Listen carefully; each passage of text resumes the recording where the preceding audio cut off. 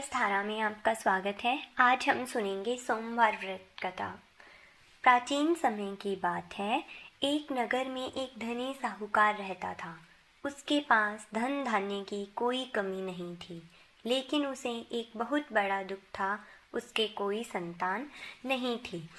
इस कारण वह और उसकी पत्नी हमेशा चिंतित रहते थे। साहूकार और उसकी पत्नी हर सोमवार को भगवान शिव का व्रत रखते और पूरी श्रद्धा से पूजा करते। वे मंदिर जाते, जल अभिषेक करते और सच्चे मन से संतान प्राप्ति की प्रार्थना करते। एक दिन उनकी भक्ति से प्रसन्न होकर भगवान शिव ने माता पार्वती से कहा कि इस साहूकार को संतान का सुख देना चाहिए। माता पार्वती ने भी सहमति जताई। तब भगवान शिव ने साहूकार को स्वप्न में दर्शन देकर कहा, हे भक्त, तुम्हें एक पुत्र की प्राप्ति होगी, लेकिन उसकी आयु केवल 12 वर्ष ही होगी। साहूकार यह सुनकर बहुत ही दुखी हुआ, लेकिन उसने भगवान की इच्छा को स्वीकार किया और पहले की तरह व्रत और पूजा करता रहा। कुछ समय बाद उसके घर में एक सुंदर पुत्र हुआ। पूरे घर में खुशियां छा गईं। बालक बहुत ही बुद्धिमान और तेजस्वी था।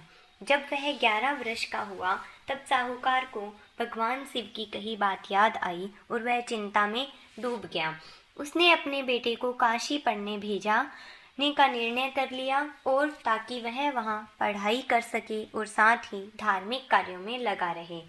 उसके साथ उसका मामा भी गया। रास्ते में वे जहाँ जहाँ रुकते वहाँ यज्ञ, दान, पूजा करते रहे। एक दिन वे एक नगर में पहुँचे जहाँ पर एक राजकुमारी का विवाह होने वाला था।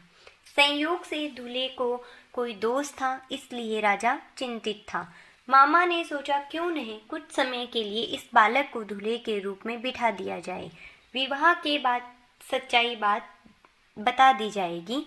विवाह संपन्न हो गया और बालक ने राजकुमारी के साथ फेरे ले लिए, लेकिन बालक ने जाते समय राजकुमारी की साड़ी के पल्लू पर एक पत्र बांध दिया, जिसमें लिखा था कि मैं असली दूल्हा नहीं हूँ, मुझे केवल कुछ समय के लिए बिठाया गया है।